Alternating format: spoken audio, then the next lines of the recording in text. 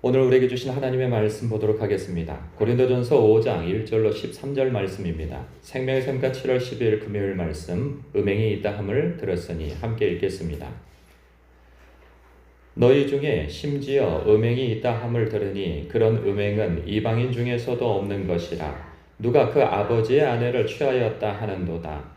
그러하고도 너희가 오히려 교만하여져서 어찌하여 통한이 여기지 아니하고 그 일 행한 자를 너희 중에서 쫓아내지 아니하였느냐.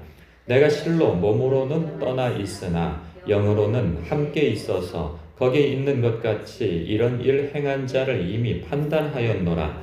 주 예수의 이름으로 너희가 영과 함께 모여서 우리 주 예수의 능력으로 이런 자를 사탄에게 내어주었으니 이는 육신은 멸하고 영은 주 예수의 날에 구원을 받게 하려 함이라.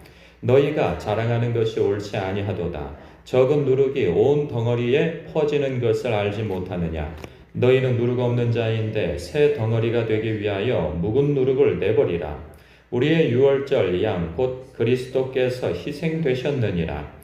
이러므로 우리가 명절을 지키되 묵은 누룩으로도 말고 악하고 악의에 찬 누룩으로도 말고 누룩이 없이 오직 순전함과 진실함의 떡으로 하자. 내가 너희에게 쓴 편지에 음행하는 자들을 사귀지 말라 하였거니와 이 말은 이 세상에 음행하는 자들이나 탐하는 자들이나 속여 빼앗는 자들이나 우상 숭배하는 자들을 도무지 사귀지 말라 하는 것이 아니니 만일 그리하려면 너희가 세상 밖으로 나가야 할 것이라. 이제 내가 너희에게 쓴 것은 만일 어떤 형제라 일컫는 자가 음행하거나 탐욕을 부리거나 우상 숭배를 하거나 모욕하거나 술 취하거나 속여 빼앗거든 사귀지도 말고 그런 자와는 함께 먹지도 말라 함이라. 밖에 있는 사람들을 판단하는 것이야 내게 무슨 상관이 있으리오마는 교회 안에 있는 사람들이야 너희가 판단하지 아니하랴. 밖에 있는 사람들은 하나님이 심판하시려니와 이 악한 사람은 너희 중에서 내쫓으라. 아멘. 이런 류의 일이 우리 교회에서 정말이지 없었으면 좋겠습니다. 그래서 저는 교회에서뿐만 아니라 제 인생을 통틀어서라도 이런 일이 비슷한 일이나 이런 음란한 관련된 일에 얽히지 않기를 하나님 앞에 기도하기를 아버지여 이 저를 혹은 저희를 시험에 들게 하지 마옵시고 다만 악에서 구원하여 주옵소서 이렇게 기도합니다. 이런 일은 정말이지 목사로서 너무나도 고통스럽고 힘든 일이 될 거예요. 교회 목회를 하는데 교회 성도 간에 이 사람이 모여 살다 보면 젊은 사람이나 그 나이 든 사람이나 이성이 만나게 되어지면 어떤 그 불미스러운 일이 이 잠재적으로 있게 되어지죠. 그러나 그런 것들이 실제로 생겨버리면 이건 교회에서 너무나도 고통스러운 일이 되어져 버려요. 교회는 거룩한 공동체가 되어야 하고 하나님께서 그걸 요구하시거든요. 교회가 죽은 교회냐 생명력 있는 교회냐는 거룩에 달려 있습니다. 우리가 어떤 봉사를 많이 하고 성경 읽기를 많이 하고 기도를 많이 한다고 하여서 그 자체로 거룩하여지는 것이 아닙니다. 물론 거룩의 길로 그만한 다른 방법이 없죠. 결국은 많이 예배하고 기도하고 또 말씀 보고 읽고 묵상하고 하는 일이 우리의 거룩한 삶으로 이것이 결론 지어야 되고 그렇게 이어져야 하는 것이죠. 이거 없이 그 자체로만은 우리가 거룩하여질 수는 없는 것이죠. 그런데 우리가 영적으로 깨어있게 되어질 때 악한 마귀는 공동체이든 개인이든 틈타 들어오게 되어진단 말이죠. 그래서 오늘 말씀해 보면 굉장히 이거는 현대에서 볼 때에도 너무 이게 경악스러운 일이고 그런데 아마 그 고대 시대 때도 그랬던가 봅니다.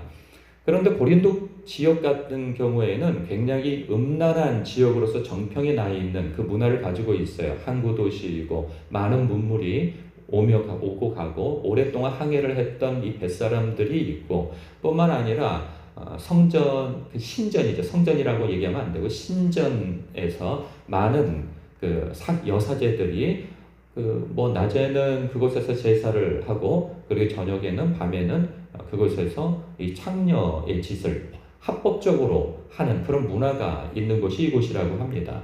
그럴 때 많은 사람들이 어떤 신의 마음을 유쾌하게 해주기 위한다고 하는 그런 명목하에 그 음란한 짓을 하는 것이 너무나도 그 문화처럼 되어져 있다면 이러한 일도 이렇게 계모죠. 그 아버지의 첩이나 후처가 되어질 수 있는데 그런 여자와도 성관계를 맺고 하는 이러한 어떤 특정한 일이지만 이것은 이 통칭하여서 음란한 짓에 대한 그 경고라고 보면 될 겁니다. 그러니까 부적절한 관계인 것이죠. 그런데 이것이 참 이제 오늘날은 복잡합니다. 복잡해서 그런데요, 이런 생각을 해봐요. 이 사람에게 만약에 성령께서 그 마음을 감동시켜 이것이 죄라는 것을 그 당사자가 깨닫지 못한다면 이 사람은 어떻게 반응할까 하는 거예요. 이것을 굉장히 이 내로남불이라는 말이 있잖아요. 우리들의 그 유행어 속에 내가 하면 로맨스고 다른 사람이 하면 불륜이다라고 하는 저는 그런 경우들을 보게 되었는데 사람이 다른 사람에 대해서는 굉장히 정확하게 분별을 하고 정확하게 이게 죄다 아니다라는 것을 알고 그러는데 비도덕과 부도덕과 이 도덕성을 따지는데 그것이 자기 문제가 되어지면 사람은 살기 위하여서 변명을 하게 되어지고 자기 합리화를 하게 되어진단 말이죠. 그러니까 그것을 굉장히 아름다운 사랑으로 포장을 한단 말이에요. 오늘날은 그것을 많이 도와주죠. 드라마나 영화에서 불륜도 굉장히 아름답게 만들어주고 오늘날 시대에서 그럴 수밖에 없는 모습 심지어는 동성애까지도 그것을 굉장히 아름답게 포장을 해서 비춰줍니다. 그러면 아이고 저 상황 되면 저럴 수밖에 없지 이런 생각을 하는데 도와준다 말이죠. 그럴 때 사람들은 그런 데에서 용기를 얻습니다. 그래서 내가 이렇게 할 수밖에 없는 이유에 대해서 설명을 하지만 여러분 하나님 앞에 우리가 단순해져야 하는데 이 복잡해지면 문제가 되어져요. 사람이 술을 여기서도 취하지 말라고 하는 이야기가 또 나오는데 술 먹지 말라고 어디가 나왔느냐? 술 취하지 말라고 했지. 또 이런 얘기가 나옵니다. 그러니까 사람은요 자기가 어떤 영적으로 올바르지 않다라고 생각하는 것은 믿는 사람들은 다 잠재적으로 가지고 있어요. 그 경보음이. 그런데 이것이 자꾸 반복되어지면 이것에 대해서 자기 합리화를 하게 되어지는 거죠. 내가 얼마나 외로우면 이렇게 하겠느냐. 그리고 얼마나 이런 상황에 있어서 당신이 내 입장이라고 한다면 이렇게 할 수밖에 없다라고 하는 모든 이유를 들어서 부적절한 관계에 대해서 자기 합리화를 해 나간단 말이죠. 이런 일들은 오늘날 교회마다 참 몸살을 앓고 있는 부분입니다. 이 목사님들 모임 가운데에서 가면 교회에서 일어나는 이 불미스러운 일들에 대해서 나뉘어질 때가 있어요. 목사님과 여전도사님이 성가대원과 서닥 성가대원 중에 이 서로 다 가정을 가지고 있는데 거기에서 눈이 맞아서 불미스러운 일이 일어나고 그리고 청년이든 어른이든 요즘에는 혼자 된 사람들이 많잖아요. 청년들이야 결혼 못해서 그러지만은 어른들은 이 장년들은 나중에 혼자 되어진 사람들이 많단 말이죠. 그러면 그런 동거 생활을 한다든가 결혼과 상관없이 사는 것을 그냥 당연하게 생각해요. 왜? 남들도 그렇게 사니까 나도 그렇게 사는 것이 괜찮다고 생각하는 거죠. 그래서 우리는 이 주님의 영에서 영적으로 민감하지 못하면 이 세상 세대에 우리는 잠식되어지고 물들어져 가버립니다. 그리고 심지어는 어디까지 가게 되어지냐면 하나님의 기준을 내 기준으로 끌어당겨서 맞추는 일이 생겨나요. 그러니까 내가 기준이 되어지는 거죠. 내가 신이야? 내가 예수야? 예수님은 그렇게 살아도 사도 바울 정도 되면 그렇게 살아도 나는 그렇게 살 수 없지. 사람들이 다 이렇게 살잖아 하는 것으로 자꾸 자기 합리화를 하려고 드는 거죠. 이건 참 무서운 자기 기준이 되어지는 거죠. 그러니까 예수를 믿는다는 것은 내가 부인되어지고 예수님이 주님 되어지고 예수님의 말씀이 내 삶의 법이 되어지고 그리고 길이 되어지는 것인데 그것을 외면하게 되어지는 거죠. 과거에 오늘 말씀을 보니까 그러한 자들이 있으면 쫓아내라. 그런 음란한 자들이 있으면 쫓아내라. 이리 말씀하고 있어요. 제 목회의 그런 여정 속에서 딱 한 번 있었어요. 교회에서 실제로 징계를 하여서 내쫓은 사람이 딱 한 명 있었어요. 그 사람은 30대 청년이었는데 이 청년이 교회에 와서 기도 훈련도 받고 말씀 훈련도 받고 그런 친구였는데 처음에는 제가 속았어요. 왜냐하면 뭐 이 친구가 와서 뭐 어떤 이 환상도 보고 기도하면서 영적 체험도 하고 이제 초기였어요. 저도 30대 전도사 때였으니까. 교회가 개척되어져서 이 친구 참 열심히 회사 끝나면 열심히 와가지고 그렇게 신앙생활을 하고 그래서 처음에는 이 친구가 이 고백도 이 인생을 삶을 굉장히 문란하게 살아왔던 친구인데 그것이 딱 회개가 되어져서 돌아온 것처럼 보였거든요. 근데 이 친구가 하는 말이 그러는 거예요. 어느 날 회사에서 자기 그 실장님인가 뭐 하여간 부장님인가 있는데 회식 때 담배를 피우더라는 거예요. 또 술을 먹는다는 거예요. 그러니까 이 친구가 굉장히 분개를 하는 거예요. 어떻게 믿는 사람이 그럴 수 있느냐고 막 굉장한 분개를 하고 막 그러는 거예요. 이런 일이 몇 번 있었어요. 그래서 뭐 그런 거 가지고 이제 서로 대화도 하고 그랬는데 나중에 한 몇 개월 지나서 뭐 그런 거는 이유도 안 되는 정말 뭐 그 죄 취급도 안 들어가는 그러한 일을 본인이 저지르고 있더라고요. 이 친구가 그래요. 그 남편이 있는 그 유치원 여교사인데 어떻게 눈이 맞았는지 모르겠는데 이 친구가 잘생겼어요. 생긴 게 꼭 그 영화 배우처럼 생겼어요. 내 이름이 갑자기 생각이 안 나는 정우성처럼 생겼어요. 잘생겼죠. 키도 크고. 그러니까 이 친구한테 그 여자가 잘 생기더라고요.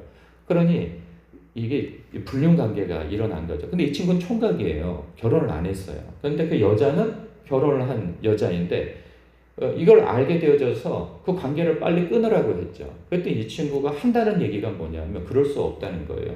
우리는 진정으로 사랑하는 관계라는 거죠.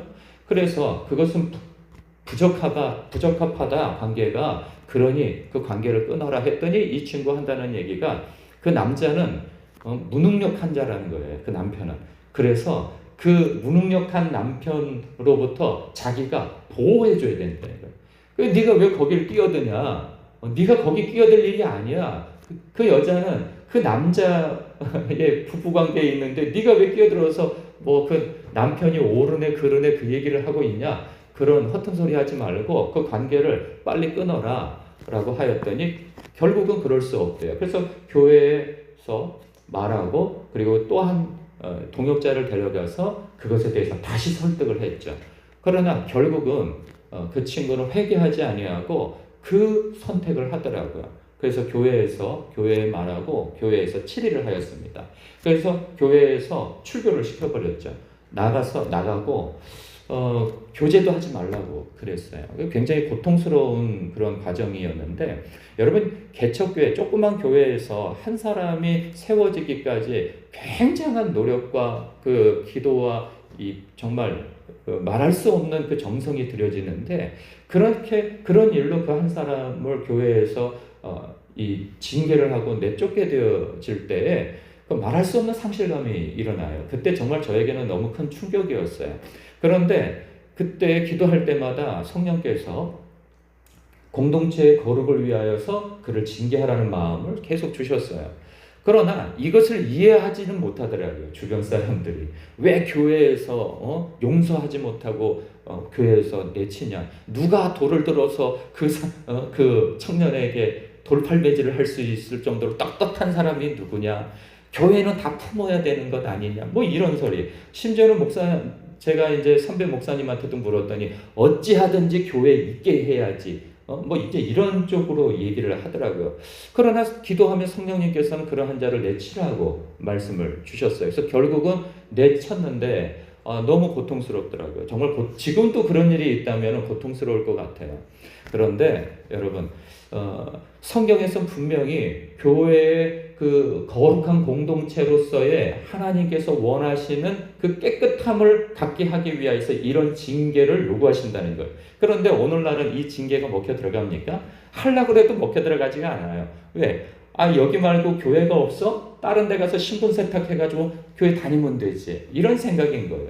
그리고 또 교회에서는 어찌하든지 뭘 이렇게 야박하게 징계를 해. 요즘에 이 정도면 양반이지. 이도 안 하고 더한 사람들이 많아. 그럼에도 교회 다 다니고 그러는데 뭐 이 정도가 대수야. 뭐 나중에 어쨌든 예배 자꾸 드리다 보면 마음에 감동이 일어나서 회개할 날이 있겠지. 이런 마음을 갖는다. 이거는 지극히 인간적인 생각인 것이죠. 그래서 우리는 끊임없이 하나님 앞에 여쭙는 태도를 가져야 돼요. 하나님은, 우리 성령님은, 우리 주님은 어떻게 생각하실까? 이 문제에 대해서. 자기 개인적인 문제에 대해서도 여쭤볼 뿐만 아니라 교회 공동체에 대해서도 지도자라고 한다면 주님께 여쭤야 돼요. 왜요? 주님이 내 교회는 내가 세우시겠다고 말씀하셨거든요. 주님의 교회예요. 그렇기 때문에 이 부분에 대해서 내가 괜찮으면 괜찮은 게 아니에요. 주님이 괜찮아요. 괜찮은 거예요. 내가 생각할 땐 저런 사람은 교회에서 내쫓아야 된다. 이런 생각을 가져도 주님이 품으라 하면 품어야 되는 거예요. 그냥 주님이 법인 거예요. 주님이 답인 거고. 우리는 그런 단순함을, 영적인 단순함을 가져야 하는 것이죠. 주님 앞에 이런 훈련이 되어지지 않으면, 이런 자세가 되어 있지 않으면 자기 속에는 옳은 대로 판단을 한단 말이죠. 여러분, 성경대로 뭘 한다? 이 성령 안에서 우리가 성령님 이 권위 아래 내가 선택하고 어떤 행동하는 것이 이 습관화, 훈련화되어 있지 않으면 우리가 성경을 많이 읽어도 그 성경이 우리에게 힘을 발휘하지를 못합니다. 결국은 우리가 많이 읽는 성경과 더불어서 성령님과 동행하고 그분의 권위 아래 있는 훈련이 되어져야 그것도 가능한 것이죠. 그래서 여러분, 교회 안에서 이런 불미스러운 일, 이건 어떤 극단적인 일이지만 이와 비슷한 일에 있어서 정말 깨어 있어야 합니다. 그냥 한순간이에요. 그래서 이런 빌미를 제공하는 일에 있어서도 조심스러워야 하는 것이죠. 오늘날 교계 내에서 불미스러운 소식들이 참 많이 들려옵니다. 성령님께서 아파하시고 근심하시는 일이 아닐 수 없을 거예요. 우리는 주님 나라 갈 때까지 누구도 나는 이런 일에 저는 떳떳합니다. 저는 이런 일에 넘어질 일이 없습니다. 이렇게 섰다 하는 자 넘어질까 조심해야 됩니다. 지난날 잘 서 있다 할지라도 어느 한순간에 넘어질 수 있어요. 그러니 스스로 강하다 생각지 말고 늘 깨어 주님 앞에서 거룩한 삶을 유지해 나가는 저와 여러분 되실 주님의 이름으로 축복합니다. 기도하겠습니다.